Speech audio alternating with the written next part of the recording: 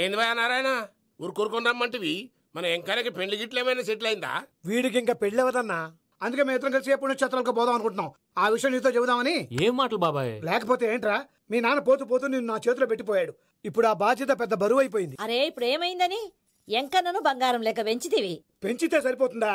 వీడికి 20 సంవత్సరాల వయసు వచ్చినప్పటి నుంచి సంబంధాలు చూస్తున్నాం. మొదట్లో వర్షాకాలంలో వర్షాలలాగా విపరీతంగా వచ్చాయి. తర్వాత ఎండాకాలంలో వర్షంలాగా అప్పుడప్పుడు వచ్చాయి. ఇప్పుడు కరువు వచ్చినట్టు అసలు రావడమే మానేసి. బాబాయ్ జీవితం తోట లాంటిది. అందులో మనం తోటకూర లాంటి వాళ్ళం. తోటకూరతో పప్పు చేసుకోవచ్చు, వేపుడు చేసుకోవచ్చు, అంతేగాని రసం సాంబార్ చేసుకోలేం కదా. సంబంధం గురించి మాట్లాడుతుంటే సంబంధం లేకుండా మాట్లాడతావేంట్రా? సంబంధం ఉంది పిన్ని. నా డ్రీమ్ గర్ల్ కనిపించే వరకు పెళ్లి చేసుకోవాలని చెప్పాను కదా. నా చిన్నప్పటి నుంచి ఏ మాట చెబుతున్నాడు. ఆ డ్రీమ్ గర్ల్ ఎక్కడుందో ఎలా తెలుస్తుంది? నాకు తెలుస్తుంది. తుఫాన్ వచ్చే ముందు హెచ్చరికలాగా ఆ అమ్మాయి ఎదురుపడినప్పుడు నాలో కొన్ని కదలికలు వస్తాయి. తను నా దగ్గరకు వస్తుంటే గాలిలో గులాబీ పూలు వాసన వస్తుంది. అంతెందుకు, ఆకాశంలో సూర్యుడు 1000 రెట్ల కాంతితో నా పక్కన నిలబడినట్టుంటుంది. సూర్యుడు పక్కన నుంచుంటే కనిపించేది అమ్మాయి కాదు, యముడు. నీ ఫ్రస్ట్రేషన్ నాకు అర్థమైంది. ఒక విధంగా పెళ్లి లేట్ అవడం మన మంచికే. మంచిగా? మరి ఇప్పుడు మన ఇంటికి వచ్చేది కోడిపిల్ల కాదు, ఆడపిల్ల. కోటి ఆశలతో వస్తుంది. అందుకే ఆమెకి ఏ ఇబ్బంది లేకుండా ఫ్లాట్ తో పాటు ఫర్నిచర్ కూడా కొన్నాను. రేపు నానో కారు కూడా వచ్చేస్తుంది. ఇప్పుడు నేను పెళ్లికి రెడీ. జస్ట్ నా డ్రీమ్ గర్ల్ కనపడమే లేటు. చూసావా అన్న, ఎక్కడికి వెళ్ళా మళ్ళీ ఆ డ్రీమ్ గర్ల్ దగ్గరికే వస్తాడు. వీడికి జన్మలో పెళ్ళేయట్లేదు. ఇక మన పోదాం పదవే. నేను పరిశ్రమ కుక మన ఎంకన్న జాతకంలో దోషం గిట్లుందేమో జర చూపిద్దాం.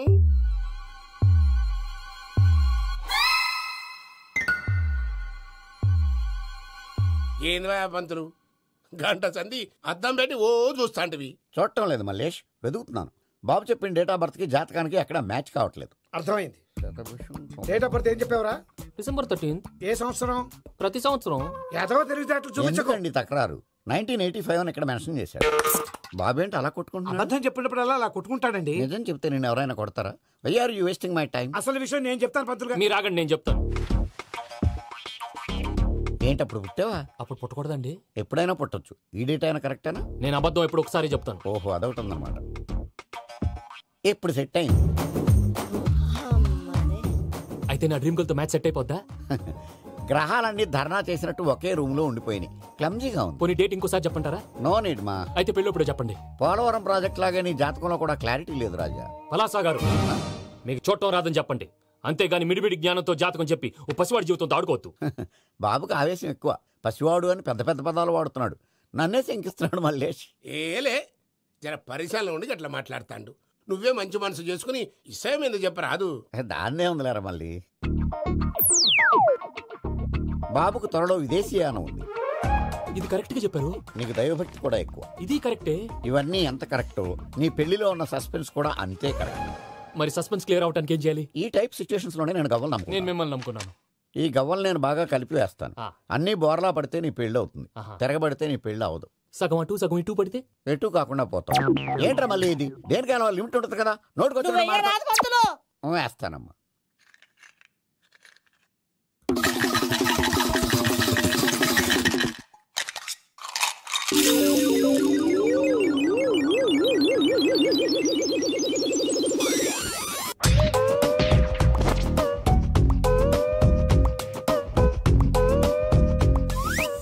పోదకూడదు బాబు.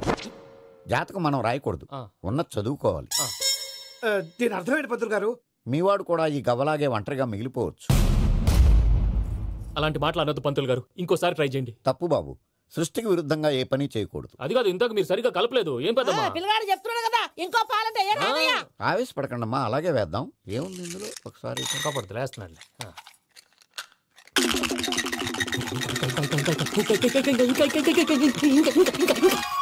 నువ్వు కల్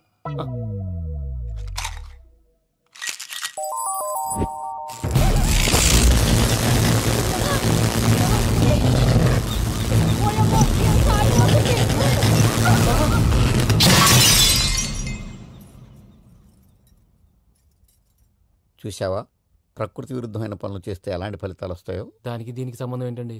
నిజానికి జాతకం వల్ల లైట్లు పేలకూడదు. ఇల్లు పేలిపోవాలా? పంతులు గారు ఇప్పుడు ఏం చేద్దాం? ఒక్క ఫోటో తీసుకుందాం. నువ్వు కూర్చోమ్మా, గవ్వ కాంబినేషన్ కావాలి. ఎందుకండి? గవ్వ నిలబడడం ఎవరైనా చూసావా? పాలపంత వచ్చినప్పుడు వింత అనుకున్నాం, ఇది అంతకంటే పెద్ద వింత. ఫోటో జెంట్ చేసే ఇంక నువ్వు లేవచ్చు రమణ. త్వరలోనే ప్రపంచం అంతమైపోతుందని టీవీ 9లో చెప్తే నమ్మలేదు. ఈ పరిణామాలన్నీ చూస్తుంటే నమ్మాల్సి వస్తుంది వెంకటరమణ. ఈ జాతకుడికి పెళ్ళంటూ జరిగితే 1 నెలలో జరిగిపోవాలి. లేకపోతే జీవితంలో పెళ్లి యోగం లేదు. ఇంకోటి ఉందమ్మా, త్వరలో నీకు రాహుగ్రహ ప్రభావితుడైన ఒక కేతువుగాడు పరిచయం అవుతాడు. దాంతో నీ జీవితంలో పెనుమార్పు సంభవిస్తుంది.